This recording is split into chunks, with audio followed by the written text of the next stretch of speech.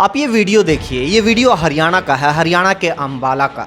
Lockdown है हरियाणा में corona की वजह से, लेकिन कुछ लोग मॉर्निंग वॉक करने के लिए घर से बाहर निकले, पुलिस के हत्थे चढ़ गए। पुलिस ने बाकायदा उन लोगों को लॉकडाउन तोड़ने की सज़ा दी, कतार में लगा के उठक बैठक करवाई और उसका वीडियो बनाया।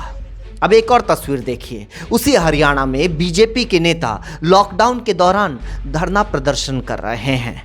न सिर्फ हरियाणा में बल्कि पूरे देश में बीजेपी की तरफ से पश्चिम बंगाल में जो हिंसा हुई उसके विरोध में धरना प्रदर्शन किया जा रहा है। जेपी नड्डा तो खुद पश्चिम बंगाल में पहुंचे हुए हैं और वहां पर उनकी तरफ से जो भीड़ जुटाई गई है, जो मीटिंग ली गई है, आप उसकी तस्वीर भी देख लीजिए। पूरे देश में यह हुआ है। कांग्रेस से शासित प्रदेशों में भी बीजेपी के नेताओं की तरफ से प्रदर्शन किया गया है।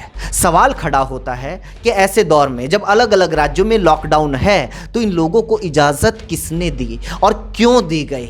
सवाल खड़ा होता है कि कोरोना है तो फिर है, ऐसा तो नहीं है ना कि सिर्फ कोरोना आम लोगों के लिए है, बीजेपी के नेताओं के लिए नहीं है। लॉकडाउन है तो है, ऐसा तो नहीं है ना कि लॉकडाउन सिर्फ आम लोगों के लिए है, बीजेपी के नेताओं के लिए नहीं है। जो नियम है वो तो सभी के लिए बराबर होंगे ना, लेकिन ऐसा नज़र नहीं आता। एक तरफ जो पुलिस आम लोगों को लॉकडाउन तोड़ने पर सज़ा देती है, वही पुलिस बीजेपी के नेताओं की आवभगत में खड़ी नजर आती है।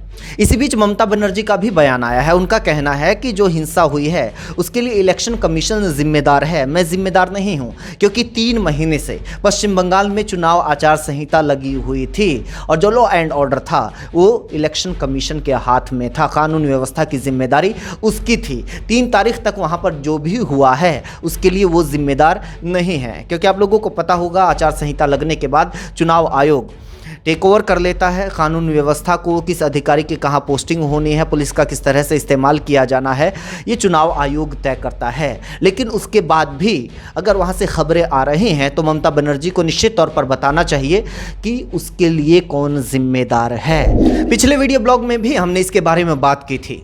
मीडिया की तरफ से, बीजेपी की तरफ से, IT सेल की तरफ से ये पूरा का पूरा एजेंडा चलाया जा रहा है कि बंगाल में हिंदू खतरे में हैं, हिंदुओं की हत्या हो रही है, हिंदुओं की मौत हो रही है। लेकिन सवाल खड़ा होता है कि ठीक है, बंगाल में तो हिंदू मर रहे हैं, लेकिन जो अस्पताल में मर रहे हैं, अस्पताल के बिना जो मर रहे हैं, वो कौन है? क्या वो हिंदू नहीं है? जिन जिन जिलों के अंदर, जिन जिन राज्यों के अंदर बीजेपी के नेता आज की तारीख में धरना प्रदर्शन कर रहे हैं, उन जिलों के हॉस्पिटल्स का एक बार चक्कर लगाइए और देखिए कि वहां से कितनी लाशें हैं जो बैग में पैक होकर परिजनों के पास पहुंच रही है, शमशान घाटों में पहुंच रही है। वहां के अस्पतालों के बाहर बोर्ड लगे हुए हैं, नोटिस लगे हुए हैं कि यहाँ पर ऑक्सीजन नहीं है, इसलिए यहाँ पर और मरीजों को भर्ती नहीं किया जा सकता।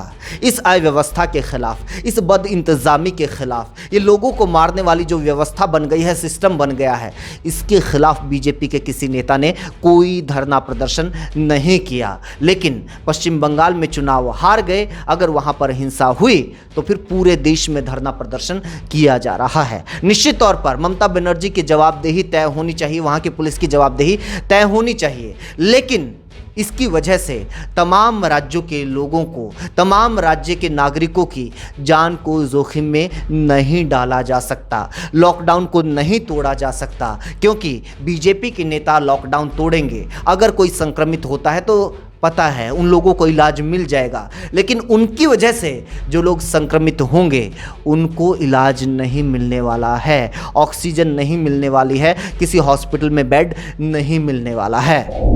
ये जो कोरोना को लेकर और लॉकडाउन को लेकर दोगलापन है सिस्टम के अंदर, ये हमें देखने को मिल रहा है। लेकिन बीजेपी की जो एक सोच है उसका भी दोगलापन हमें देखने को मिल रहा है। जब दिल्ली में हिंसा होती है या फिर हरियाणा में हिंसा होती है, वहाँ पर पुलिस को जिम्मेदार नहीं माना जाता, हरियाणा के मुख्यमंत्री को हिंसा के लिए जिम्मेदार नहीं माना जाता। लेकिन जब ऐसी ही हिंसा पश्चिम बंगाल या विपक्ष के किसी राज्य में होती है तो वहाँ पर सीधे मुख्यमंत्री को इसके लिए जिम्मेदार ठहराया जाता है। ये दोगलापन नहीं है तो आखिर क्या है? दोस्तों, अगर आप लोगों को ये वीडियो अच्छा लगा, ये जानकारी अच्छी लगी तो आप इसको शेयर कीजिए। आप हमारे YouTube चैनल आपका रिपोर्टर को ज़रूर सब्सक्राइब कर दीजिए। फेसबुक पर देख रहे हैं तो हमारे फेसबुक पेज को ज़रूर लाइक कर दीजिए।